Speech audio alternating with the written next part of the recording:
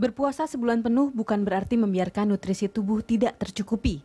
Asupan nutrisi justru harus diperhatikan sehingga dapat mendukung kebutuhan tubuh agar tetap sehat dan segar. Biasanya saat berpuasa justru makanan sehat diabaikan dan memilih makanan yang mengenyangkan.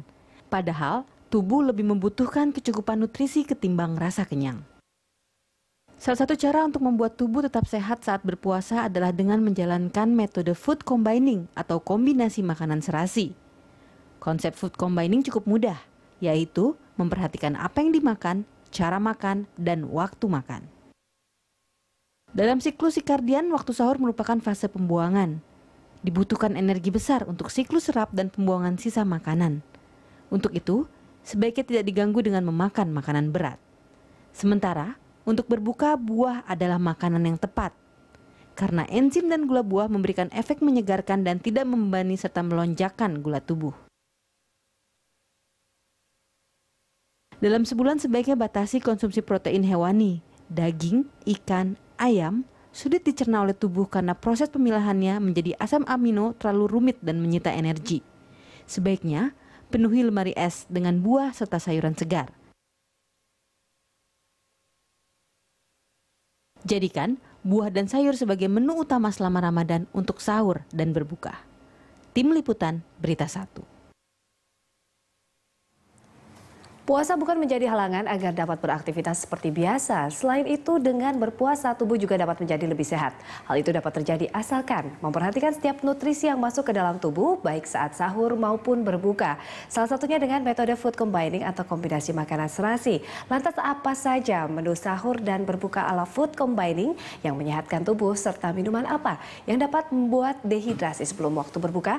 Untuk membahasnya lebih lengkap, telah hadir di studio Berita 1 praktisi food combining Erik Lebang dan salah seorang yang rutin melakukan food combining, Nina Tamam. Selamat datang Mbak Nina, Mas Erik. Selamat datang. Nah, ini terima kasih. Kita bahas lagi food combining ala Mas Erik ini. Seperti apa kalau secara generalnya dulu nih Mas, untuk mengingatkan ke penonton di rumah begitu? Food combining sih bukan ala saya. Food combining bukan ala saya. Food combining ya food combining. Ya, tapi memang terapan food combining yang mungkin memang yang Mas sering gaungkan ke masyarakat atau ala Mas Erik lah begitu dalam tanda kutipnya lah. Food combining sih kalau kita bicara dalam pakem yang benar ya, cuma dua. Sebenarnya paling sederhana tuh pegangannya cuma dua. Satu, mengkonsumsi buah dalam perut kosong, dalam keadaan perut kosong. Yeah. Kedua, tidak mengkombinasikan protein hewani dan karbohidrat. Nah itu aja yang paling sederhana.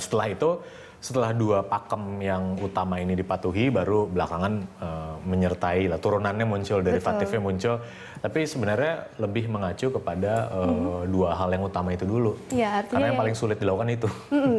Panduan makanan pembentuk basa begitu ya Mas, yang lebih ya, itu panjangannya, ya. itu kepanjangannya. Nah, sayur dan buah. Lalu kombinasi protein lain atau mungkin zat gizi lain yang memenuhi kaidah unsur dari food combining tadi, selain proteinnya tidak boleh digabung dengan sayur dan buah begitu, apalagi sih Mas yang memenuhi kaidahnya? Sebenarnya kaidahnya lebih kepada ini ya, lebih kepada ke sisi kita melihat makanan itu dengan tubuh manusia menjadi tidak sekedar asumsi yang ada di pola makan sehat saat ini kan adalah tubuh itu harus dipenuhi kebutuhan ininya. Yeah. Dengan itu dia harus mengkonsumsi A, B, C, D gitu. Nah, yang jadi masalah di sini pola pikir seperti itu tidak menghasilkan tubuh yang sehat yang mampu mengatasi berbagai macam penyakit yang kita tahu saat ini sekarang ada kan.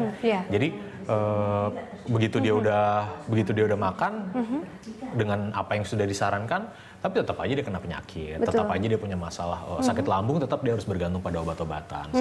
Nah, intinya kan sebenarnya lebih kepada makanan yang diasupkan kepada dia itu lupa dikaitkan dengan kemampuan tubuhnya untuk mencerna. Nah, itu sebabnya food combining tidak sekedar mengasumsikan bahwa seseorang harus mengkonsumsi makanan seperti A, B, C, D, tapi lebih mengacu dulu tubuhnya bekerja seperti apa. Nah, tubuh manusia yang bekerja seperti apa, siklus kerja tubuhnya seperti apa, makanan yang apa yang cocok masuk ke sana. Itu yang dilakukan oleh food combining. Jadi berdasarkan hal tersebut, nah acuan yang muncul patokan lain lagi bahwa food combining tuh mengkonsumsi makanan berdasarkan satu apa yang dia makan, kedua bagaimana cara makannya, dan ketiga adalah waktu makannya bagaimana. Waktu makan. Oke, kita tanya ke Mbak Nina dulu. Kalau Mas Erik kan ini tahun 99 ya, food combining dimulai begitu. Kalau Mbak Nina kan triggeringnya waktu itu pernah sakit begitu dan akhirnya ingin mencoba juga food combining. Seperti apa ini? Bisa diceritakan, Mbak? Ya jadi kebetulan saya menikah dengan dia ya. Cuman saya nggak pernah. Yang menganut food combining ya. Menganut food combining. Tapi nggak kepaksa kan, Mbak? Enggak. Awalnya saya pikir ini ribet banget sih. Kalau kepaksa dari pertama saya food combining, dia juga food combining. Ini jauh jaraknya. Jauh banget. 2008 ya waktu itu ya? 2008-an, 2007-2008 gitu. Nah, terus waktu itu saya sempat sakit gitu kan. Saya pikir ngeliat kok dia ribet banget sih mau makan itu. Padahal sih enggak, sebetulnya nggak ribet gitu kan. Cuman abis itu saya sakit, yang nggak jelas sakitnya apa. Yang pasti demam tinggi, 38 sampai 39 sampai badan saya menggigil gitu. Dan frekuentif. Sembuh, sakit, sembuh, sakit, sembuh, sakit. Pokoknya ada 5 bulan berturut-turut saya ke RSPP deh gitu, UGD rumah sakit gitu sampai dokternya tuh, saya inget banget dokternya bilang, Ibu kan kayak bulan lalu udah kesini, ini sekarang mau kesini lagi. Rutin gitu. tapi ya ketemu dokter selama 5 bulan begitu ya, Iya, dan dokter jaganya kan kayak nggak diganti-ganti selama berapa bulan, kok ketemu dia lagi, aduh aku malu nih gitu. Akhirnya itu yang membuat triggering untuk mencoba hidup sehat dengan food combining gitu ya. Lalu apa yang dirasakan sekarang dibanding dulu 2008? Jauh banget, dulu tuh saya sangat ringkih. Jadi ketika satu ruangan dengan orang yang sakit flu, itu tuh pasti psikosomatis itu secara psikosomatis tuh udah aduh pasti udah mau sakit nih dan langsung badan juga langsung besoknya langsung flu. Kalau sekarang aduh kayak gue mau sakit nih apa enggak ya gitu, tapi enggak, badan ternyata sudah cukup kuat untuk ternyata defense mekanismenya udah cukup ada. Artinya gitu. daya tahan tubuh meningkat. Nah, kita akan bahas lagi manfaat dari food combining yang lain